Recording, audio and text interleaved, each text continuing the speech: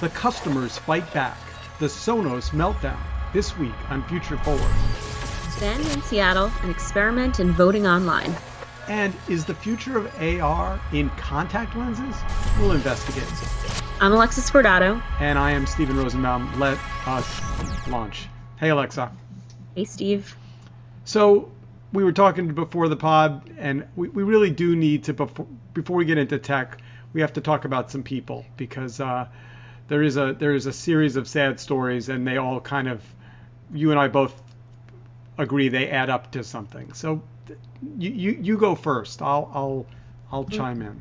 The last few days. So Layla Jana, the CEO and founder of Samasource, passed away from cancer at age 37. Clayton Christensen, a scholar, an author, a management guru, passed away also from cancer at age 67. And then today, just a few hours ago, heard the news that Kobe Bryant passed away with his 13-year-old daughter in a helicopter crash. And they're all related, right? These are larger than life people that literally, lived in a bigger world than most of us. I mean, maybe start with the story of Layla, because first of all, she's the youngest, but secondly, I did not know her story, and you shared it with me, and it was startlingly intense. Yeah, so I mean, I think female founders has always been a story that I've tracked my career, and she was someone who, she started an AI company, I think 10 years ago, Samasource, and which also leverages talent in East Africa. And so think about tasks that are more complex than Mechanical Turk. But it's, again, if you sort of look at the company, it was like, I feel like it was ahead of its time. And obviously, having worked at a company like Andela, which obviously is also making a tremendous investment in the continent, I mean, she sort of saw an opportunity to not only invest in a new technology, but really invest in the potential of people. So she was inspiring to me. And then, a few years ago, I saw Clayton Christensen speak at a conference, and he told me that management or being a manager is one of the most noble professions, because you wake up every day and your job is to see the best in others and help people see their own true potential and to express that. And I had never heard any person wax poetically about being a manager in the way that he did. And so that was amazing to see in person.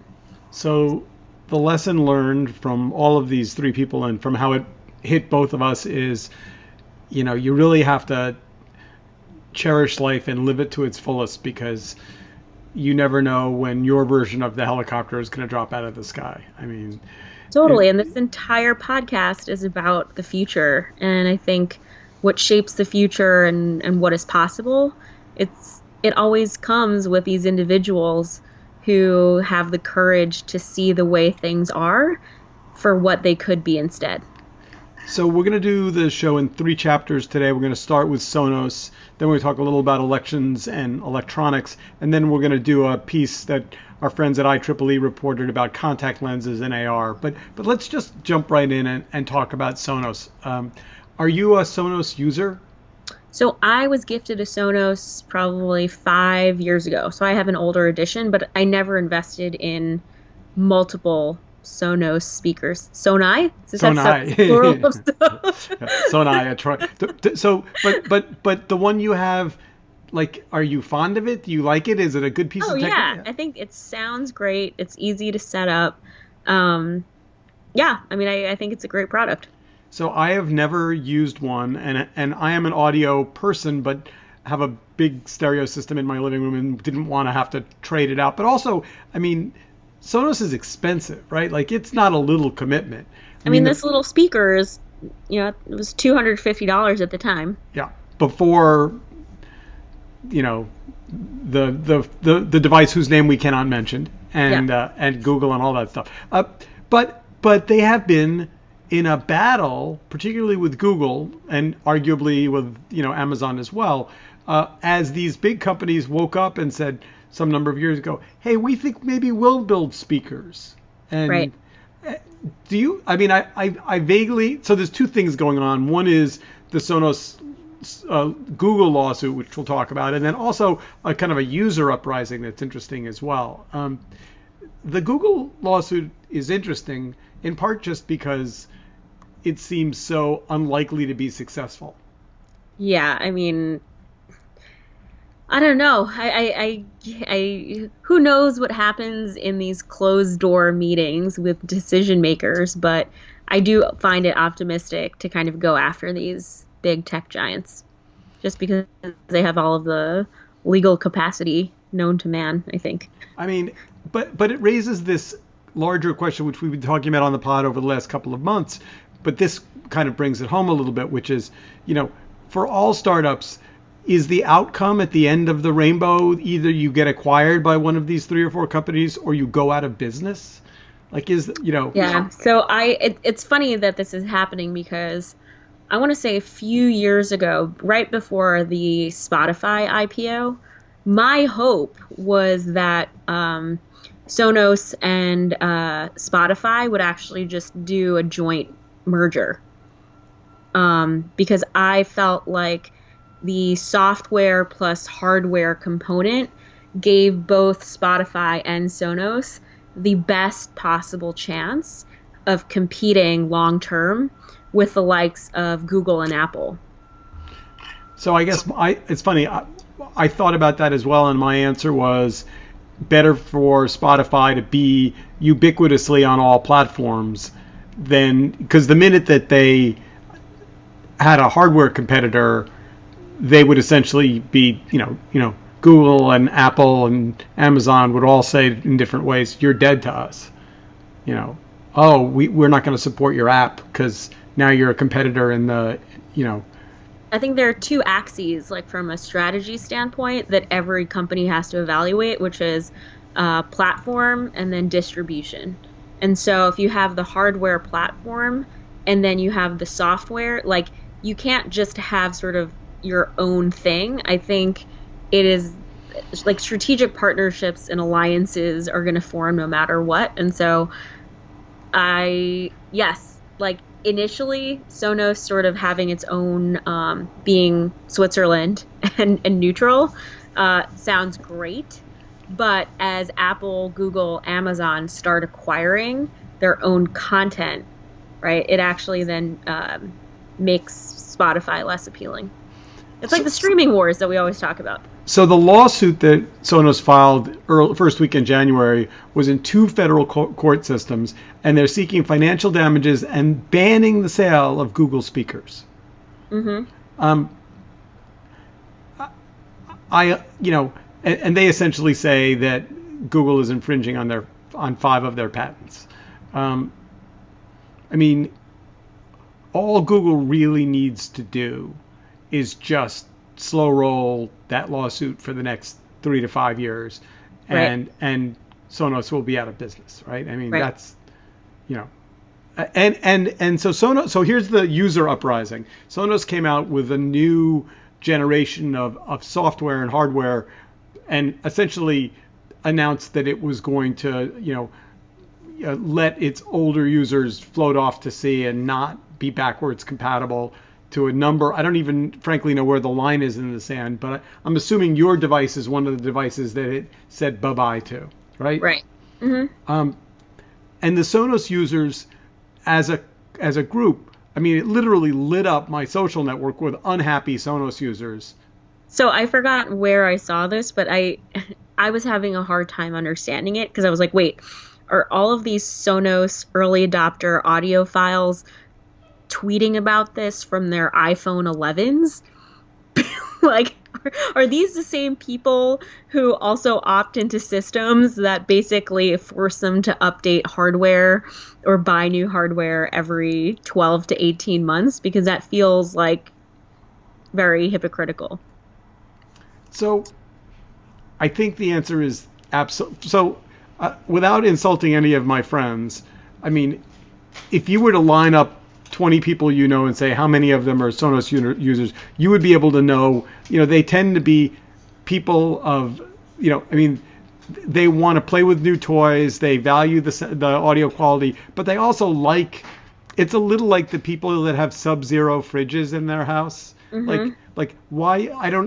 I guess it's a better fridge than a non-Sub-Zero fridge, but it's definitely also a brand, right? It's like, this all could have been avoided. Like this is the brilliance of Apple, and this is the stupidity of Sonos. Not that I'm like the world's smartest marketing person, but like the entire messaging around the Sonos update was basically posited as removing value from the customer. And if you look at every Apple announcement, it's basically talking about upgrading in service of making your experience better. Now, Sonos gets credit. They heard the roar of the crowd and they essentially caved. The CEO sent out an email to anyone that they had an email address. I'm sure you got one, and said, "We're sorry, we fucked up. We take it back. We're not gonna backwardsly compatibilize." That's not a phrase. The new software, but we're gonna support and debug and keep secure the old hardware. Yeah. Although even that email was a little bit like, again, it was so unnecessary, right? Like, we never got an email from IE6. We just started upgrading our browsers over time.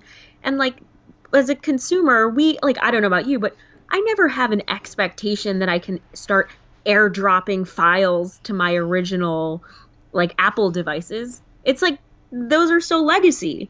So again, they shot themselves in the foot.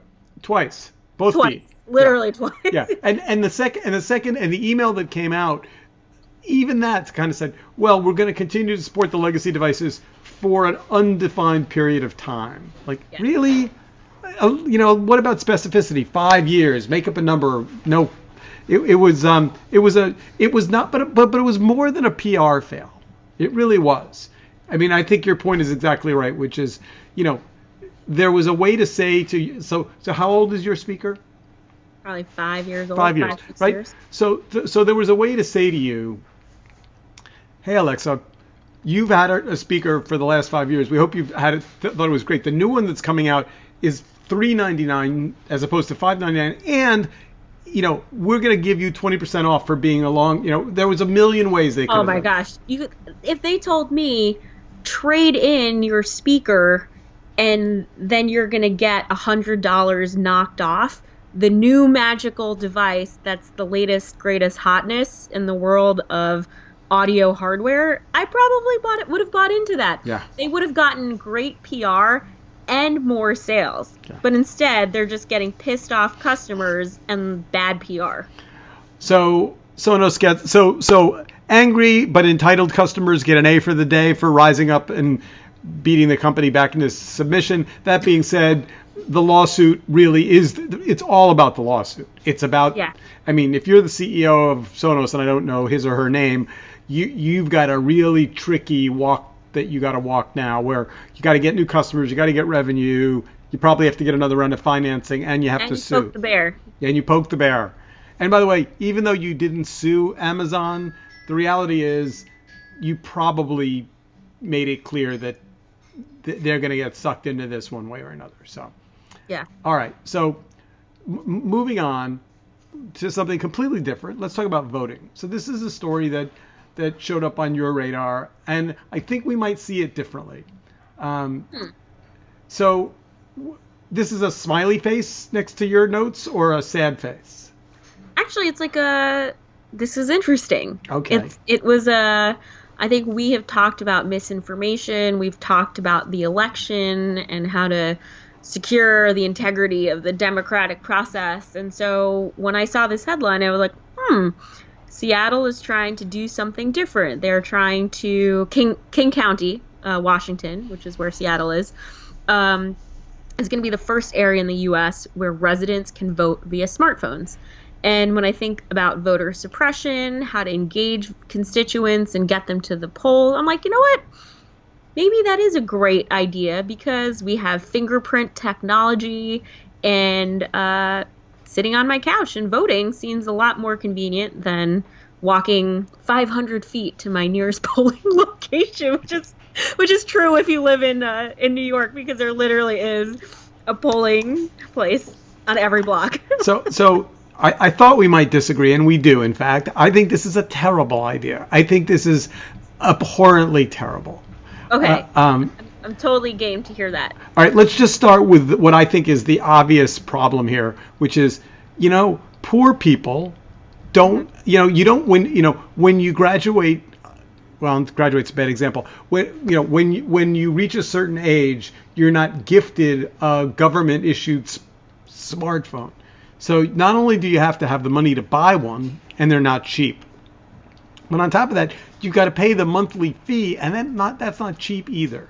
So if you're somebody working a minimum wage job, I don't know what the stats are, but let's assume that the number of middle income and wealthy people that have cell phones that don't have smartphones is near zero, right? And the people who are poor or underprivileged or working at the poverty line, some percentage of them, let's say 15% or 20, but not zero, don't have them. So you're automatically disenfranchising some chunk of the bottom half of the economic underprivileged, and that's terrible. Yep. And even if you came up with a government program that said for anyone that's going to vote and doesn't have a phone, will have a computer set up at the polling. I don't even know how that would work. But the problem is that the 2016 badness that happened around digital in the election, there's no evidence that it's been fixed in any way, shape, or form. So the battle in 2020 is going to be about people being excluded from voting, about electronic ballots being screwed with, about hacking into election systems. I mean, there's going to be you could write the stories now that are going to come out in November about the Chinese built voting machines and the one family that built there's all kinds of terrible voting irregularities around digital voting machines. So to me, this is even everyone I know that wants to fix things is starting with a paper ballot. Let's go back to the things we can count and touch. Yeah. So I think this is. I don't fully disagree. Also, I just looked it up. 1 in 9 Seattle residents live in poverty. So that's yeah. So what your point is a valid one. And I mean, again, by the way, it's an interesting experiment. And when I think about all of the challenges with it, again, where my mind goes is like, this is actually where open source technology matters, because when you have open source code, it's public, right? You actually see how the software is written, how it can be compromised, and it's an aspect of transparency that can potentially be used to weaponize or corrupt the system. But I have no doubt that there is an electronic version in our future with a lot of fairness built into it.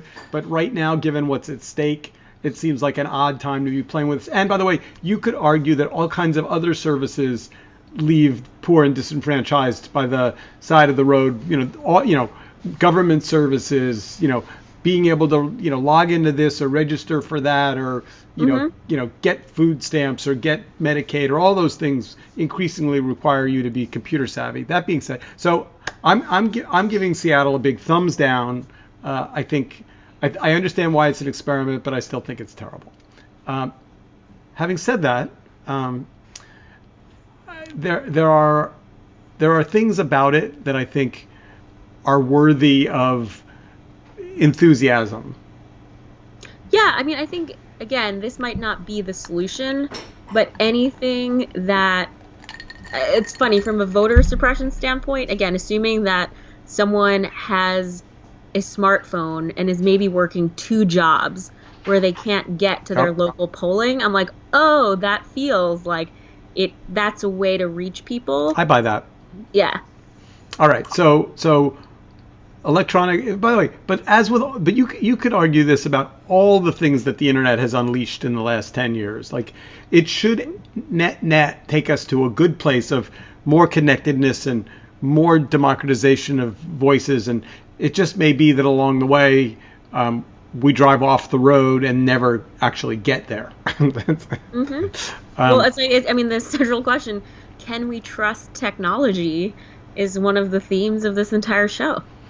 Indeed, it is. All right, so let's move on to chapter 3, because it's our always sci-fi place.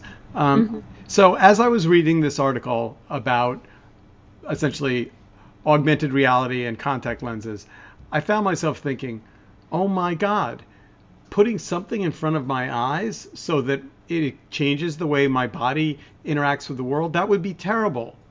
Unless you count my glasses, which are in fact, really. So I'm already wearing technology on my face all day. Yeah. So I've recently been. Have you ever considered LASIK, by the way? Never. Hasn't even crossed my. The idea of something laser-like going in my eyes, so that maybe I can see better or be blind. No, not for a moment. So this is where we differed on Seattle and electronic voting via smartphone. You and I are definitely same wavelength, because these glasses are like never coming off. Like I've worn contact lenses on and off for years, but I'm super freaked out by like LASIK and having my eye sliced. Yeah. But the human eye as technology is incredible, and the medical advances, like the fact that LASIK is what, a $3,000 to $5,000 procedure for what it does, is incredible. And the fact that like our glasses now, I mean, you have companies like Warby Parker where it's $100. I used to pay, I don't know, $400 or $500 for glasses. Yeah. Like it's so that's all the advancement I need personally. So this is a company called Mojo Vision, and they're unveiling a working prototype of AR contact lenses. Let's just imagine for a moment what might be in front of you when you're like, I already feel that way about AirPods, which is, essentially I'm listening, when I still am, we've talked about this before, but I still struggle with when I walk into a store and I shut the sound off so I'm actually listening to the person who's in front of me. Do I feel an obligation to take them out so that they don't wonder if I'm like... Yeah, there's social cues, right? Yeah. So the idea that I could be looking at you, shaking your hand, saying nice to see you, nice to meet you, but actually watching a movie or looking at my email or looking at directions for how to get to the next location I'm going to, projected over my, to me the UI or the interface and how that behaves and where my attention goes, it could be a fabulous resource or a terrible fail. So did you trial the Google Glass when it was available? I should have taken it down. I could have had it in front of me. Yes, I have it about 3 feet from me. So I did the Google Glass. I did the Snapchat lenses too, and I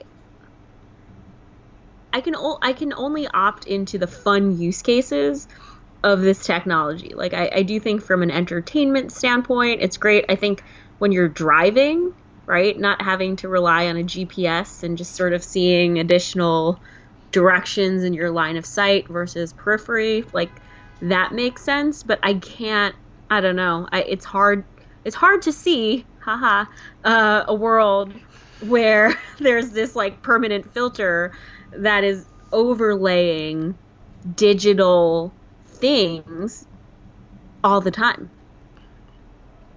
Yeah, I feel that way. The only Apple product I've never felt a pang to buy is the Apple Watch, because I just can't figure out socially how you would do this in a meeting or at a dinner and not look like you're like, to me that social cue means I'm tired of what I'm doing and I want to see what time it is so I can leave. So I thought that too. I still do, but I recently spoke to a friend who works in real estate, and he's so glued to his phone, and so the Apple Watch is actually his way to sort of untether himself from the phone. I was at a meeting the other day where someone had an Apple Watch, and it was the first time in a meeting that the first time he looked at his watch, I thought he was being rude because obviously we were boring him. And then by the third time I realized he was just checking his mail. Yeah. So I'm cautiously optimistic about the augmented reality contact lenses because I think there's a lot of data we're creating that it doesn't have a good interface, which is why I like the Google Glass theoretically, and then in practice, not so much. I mean, I think for people who have lost vision or visually impaired, this technology can be life-changing. In the same way that NLP, natural language processing,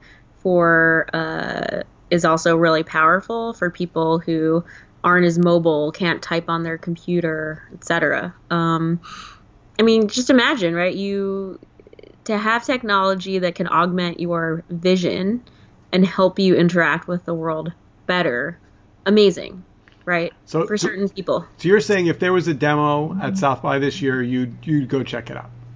Sure. Yeah. All but right. Again, it's the type of technology that I don't necessarily see as appealing for the masses, like for the everyday consumer, but I can see it being so incredible and life-changing for the people who really need it. So we won't talk about it on the show today just because we don't have enough time, but I hosted an event in Brooklyn around AI and local news, and what was fascinating about the conversation for a couple of days was that AI is both the great white hope that solves problems for journalists, and it's also the enemy that potentially eats their lunch. And Yep. so I told a story on stage, and I said, I was setting my alarm. I had to be up early the other day to get in a car for an event I was going to, and I ordered the car, and my phone said, "You should set an alarm. That's early," or something like that. And I thought, that's odd. And I kind of projected forward. What happens when you get in your Tesla and you say, "Tesla, take me to the pizza parlor," and your car says, "Actually, Steve, I noticed you got on the scale this morning. You've added a little bit of weight. I think I'm going to take you to the gym instead." And all of a sudden, there's your car driving you to the gym as opposed to the pizza parlor. And so there's this funny line that we're in, I think, in the early days of where this, the computer is a tool, the computer is a friend, the computer helps you, the computer tells you, no, that's a dangerous, unhealthy thing you're going to do. I'm not taking you there. Right. Or I would highly recommend we stop at, it's so-and-so's birthday. Shouldn't we stop at the flower shop? I'm right there. I can pull over. None of that seems out of the realm of possibility. Yeah. I mean, I think with every sort of disruptive technology, it forces us to evaluate our values and how we want to live. I'll give you a great example. When Facebook tells you that somebody's birthday, and now I think it's LinkedIn suggests a bunch of answers. Mm-hmm. Congratulations, new job.